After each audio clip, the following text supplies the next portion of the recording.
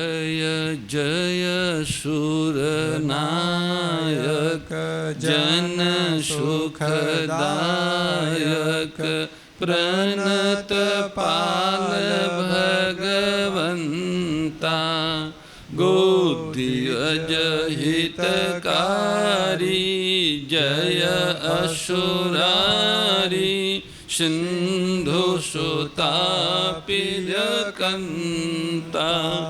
पालन सुरधरनी अद्भुत करनी मरम न जानहि कोई जो सहज कृपाला दीन दयाला करहु अनुग्रह सोई जय जय अविनाशी सब घटवासी व्यापक परमानंदा अभिगत गोतीतं चरित पुनीतं माया रहित मुकुंदा जहि लागी विरागी अति अनुरागी विगत मोह मुनि वृंदा निशिबासर ध्यावहि गुण गण गावहि जयति सच्चिदानंदा जहि सृष्टि उपाई त्रिविध बनाई संग सहायन दूजा सो करहु अघारी चिंत हमारी जानिय भगति न पूजा जो भव भय भंजन मुनि मनरंजन गंजन विपति बरूथा मन बच क्रम बानी छाड़ी सिहानी शरण सकल सुर जूथा शारद श्रुति शेषा ऋषय शेषा जा कहु को नहीं जाना जहि दीन पियारे वेद पुकारे दरौ सो श्री भगवाना भव बारिधि मंदर सब विधि सुंदर गुण मंदिर सुख पुंजा मुनि सीध सकल सुर परम भयातुर नमत नाथ पद कंजा जय जय सुर नायक जन सुखदायक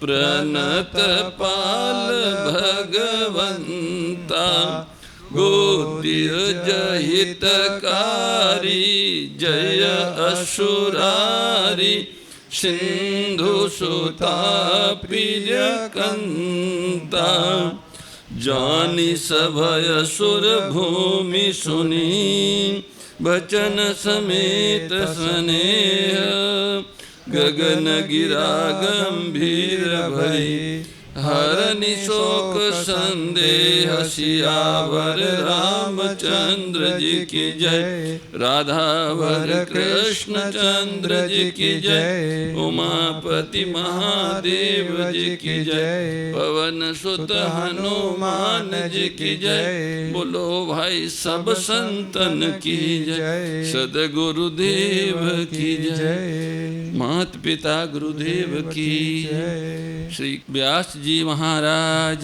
की जय जय जय श्री राम जय जय श्री श्याम हर हर हर महादेव नारायण नारायण नारायण नारायण नारायण नारायण नारायण नारायण नारायण नारायण नारायण नारायण।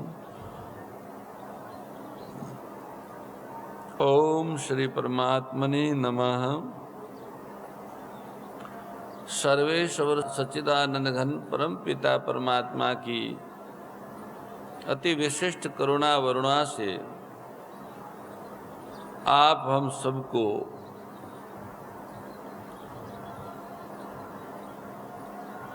अलग अलग क्षेत्रों से, अलग अलग जगह से, कहाँ कहाँ भगवान ने हमें मानव शरीर दिया और कैसे कैसे ऐसे धरती के पवित्रतम गोधाम महातीर्थ की इस पावन प्रांगण में हजारों हजारों गौओं के मध्य सुरभि हरिहर महापूजा अर्चना के पश्चात साक्षात भगवत वाणी श्रीमद् भगवत गीता जी के व्याख्यान का पठन श्रवण मनन करने वाला ये परम सत्संग प्राप्त हो रहा है। ये सत्संग का सर्वोत्तम सोपान भगवत वाणी है। भगवत वाणी, भगवान सत्य है, इसलिए भगवान की वाणी सत्य है। सत्य को स्वीकार करना ही सत्संग है। गीता में आस्था होना ही गीतोक्त सत्संग हो जाता है, क्योंकि गीता में जो बात कही है वो सत्य स्वरूप परमात्मा की कही हुई सत्य स्वरूप ही है। सत्य की ओर ले जाने वाली, सत्य का परिचय कराने वाली, सत्य की प्राप्ति कराने वाली होने से संपूर्ण गीता वाणी सत्य स्वरूप है। अतः आस्था, श्रद्धा, विश्वास पूर्वक श्रीमद् भगवद गीता भगवत वाणी का पाठ करने से, श्रवण करने से, उनको प्रणाम करने से और करने मात्र से उनको कल्याण की प्राप्ति होती है, सत्य की प्राप्ति होती है। परम लक्ष्य मानव जीवन का गीता के माध्यम से सरलता पूर्वक प्राप्त हो सकता है। गीता जी का ऐसा एक अद्वितीय उपदेश है जिसमें किसी भी साधक को अपने श्रेय के लिए निराश होना सिखाया ही नहीं। भगवत वाणी कहती है किसी भी परिस्थिति में हो, कहीं भी हो, किसी जाति वर्ण आश्रम क्षेत्र में क्यों न हो, कैसा भी भयंकर समय हो, पर आप अपना कल्याण कर सकते हो, आप अपने लक्ष्य को प्राप्त कर सकते हो। आपको मानव शरीर मिला ही उस परम लक्ष्य की प्राप्ति के लिए है। योग चाहे कोई हो, परिस्थिति चाहे कोई हो, पर मानव शरीर सच्चित आनंद स्वरूप परमात्मा की प्राप्ति के लिए मिला है और उनकी प्राप्ति का प्रथम साधन असत के संग का त्याग है।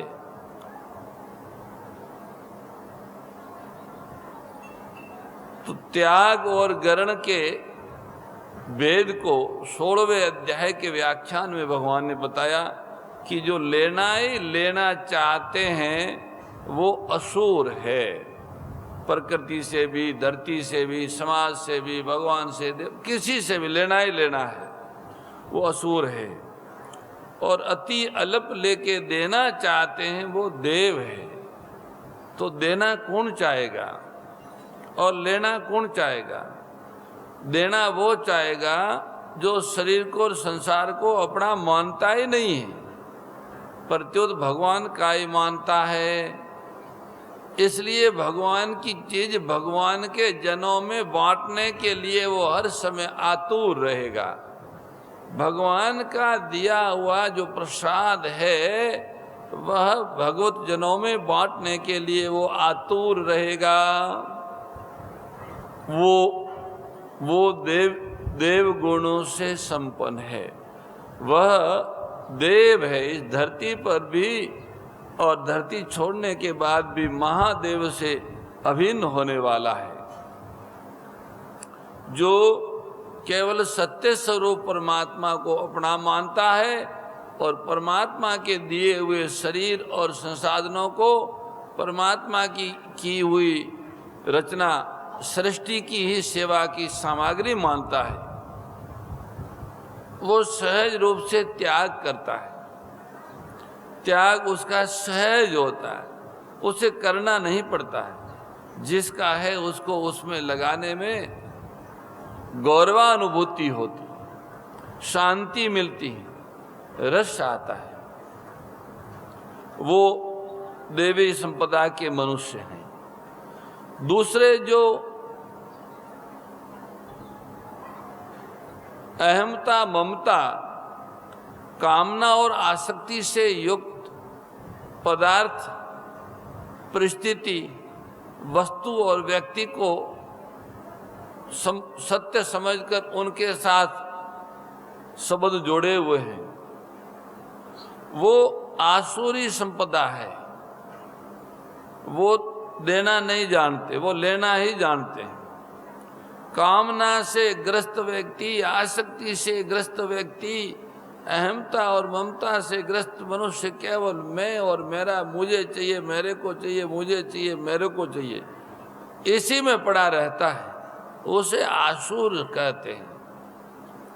असुर नाम प्राणों का है, मानी जो वासना है, ये चाहिए, ये चाहिए, इसी का नाम असुर है।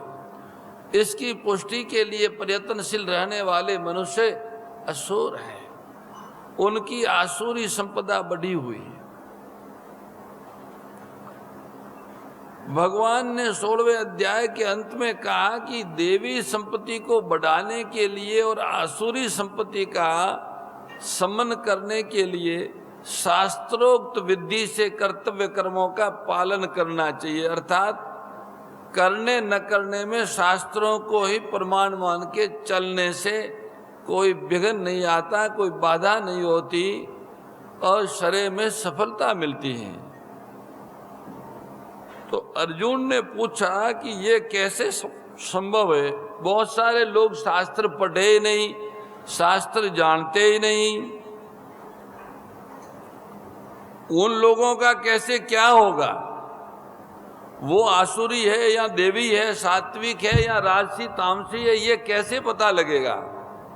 तो भगवान ने 17वें अध्याय का शुभारंभ किया और कहा कि उनका पता लगाने के लिए उनकी श्रद्धा आधार बनती है। अगर वो सात्विक श्रद्धा वाले हैं तो वे सात्विक है, तामसी और राजसी श्रद्धा वाले हैं तो तामसी और राजसी है। क्योंकि श्रद्धा अंतकरण से बनती है और अंतकरण आहार से बनता है। आहार से निर्मित अंतकरण से उत्पन्न श्रद्धा जैसी होती है, ऐसा ही वो व्यक्ति बन जाता है। सात्विक श्रद्धा वाला व्यक्ति सात्विक देव पुरुष बनता है, राजस श्रद्धा वाला मनुष्य राक्षस बनता है। ये जीवन रहते हुए उनमें ये चीजें बढ़ जाती हैं। अथवा यूं कहो कि जो जो तामसी भोजन की रुचियों, राजसी भोजन की रुचियों है, उस रुचियों का त्याग कल्याणकामी साधक को करना चाहिए और सात्विक भोजन को ही रुचिकर बनाना चाहिए जीवन में। ऐसे करके भगवान ने 10वें श्लोक तक ये व्याख्यान आहार का दिया। और आगे वो कहते हैं कि भाई ये जो भजन का भी है, अगर सात्विक देवताओं की पूजा करता है तो सात्विक है, राक्षसों की पूजा करता है तो राजस है, और भूत प्रेतों की पूजा करता है तो तामस है। तो भजन, पूजन और भोजन 3 तरह से उनकी पहचान हो जाएगी। उनकी श्रद्धा की पहचान 3 तरह से भगवान ने बताई और उससे शास्त्र विधि का अज्ञता पूर्वक त्याग करने वाले की स्वाभाविक निष्ठा की, रुचि की तो पहचान हो जाती है। परंतु जो मनुष्य व्यापार, खेती आदि जीविका के कार्य करते हैं अथवा शास्त्र विहित यज्ञ आदि शुभ कर्म करते हैं उनकी स्वाभाविक रुचि की पहचान कैसे हो, ये बताने के लिए यज्ञ, तप और दान के भी 3 भेद बताने का व्याख्यान भगवान 17वें अध्याय के 11वें श्लोक से प्रारंभ करते हैं। श्री भगवान कहते हैं कि यज्ञ करना ही कर्तव्य है। इस तरह मन को समाधान करके फल इच्छा रहित मनुष्य द्वारा जो शास्त्र विधि से नियत यज्ञ किया जाता है वह सात्विक यज्ञ है। अफलकांक्षी भी यष्टवे मेवेति, जब मनुष्य शरीर मिल गया और अपना कर्तव्य करने का अधिकार भी प्राप्त हो गया, तो फिर अपने वर्ण आश्रम में शास्त्र की आज्ञा के अनुसार यज्ञ करना मात्र मेरा कर्तव्य है। एव इति, ये 2 शब्द लगाने का तात्पर्य है कि इसके सिवाय दूसरा कोई भाव न रखे, कर्तव्य समझ के इसको करे। इस यज्ञ से लोक में और परलोक में मेरे को क्या मिलेगा, इससे मेरे को क्या लाभ होगा, ऐसा भाव भी न रहे। केवल कर्तव्य मात्र है, करना कर्तव्य है, ऐसा समझकर करे। राग द्वेष विदारिणी कारिणी मोद सदा, ओ मैया कारिणी मोद सदा। भव भय हारिणी तारिणी, भव भय हारिणी तारिणी, परमानंद प्रदा। ओम जय भगवद्गीते। आसुर भाव विनाशिनी नाशिनी तमरजनी, ओ मैया नाशिनी तमरजनी। दैवी सद्गुणदायिनी, दैवी सद्गुणदायिनी, हरि रसिका सजनी। ओम जय भगवद्गीते। परम श्रद्धेय गौरीशी स्वामी श्री दत्त शरणानंद जी महाराज की प्रेरणा व मार्गदर्शन में विश्व के सबसे बड़े गौ सेवा संस्थान श्री गोधाम महातीर्थ पथमेड़ा द्वारा संरक्षित लाखों बीमार, विकलांग, वृद्ध एवं अशक्त गोवंश वेद लक्षणा गोमाता की सेवा के साथ साथ भारतीय गोवंश का संरक्षण, संपोषण, संवर्धन एवं उनसे प्राप्त पंचगव्यों का परिष्करण व विनियोग करना, घर घर गोपालन, गो अभ्यारण्य, घास चारा उत्पादन हेतु गोचर भूमि का विकास, गोपालन लोक संस्कृति के पुनर्जागरण हेतु वेद लक्षणा गो महिमा का प्रचार प्रसार करना तथा गोपालक किसानों के स्वावलंबन हेतु गो कृषि अन्न एवं गो दुग्धान का गुणवत्ता युक्त बाजार तैयार करना श्री गोधाम महातीर्थ का पावन उद्देश्य है। आप सभी दानदाता श्री गोधाम महातीर्थ पथमेड़ा द्वारा संचालित गो सेवा महाअभियान में बढ़ चढ़कर सहयोग कर लाखों बीमार, विकलांग, वृद्ध एवं अशक्त गोवंश के गोग्रास सेवा हेतु श्री गोधाम महातीर्थ पथमेड़ा लोक पुण्यार्थ न्यास के बैंक ऑफ बड़ौदा खाता संख्या 084901000238827 IFSC कोड BARB 0 ASHRAM शाखा आश्रम रोड अहमदाबाद में गोग्रास सेवा निमित्त जमा कर सकते हैं। अधिक जानकारी के लिए संपर्क करें 7742093179 7665059999 7073000151।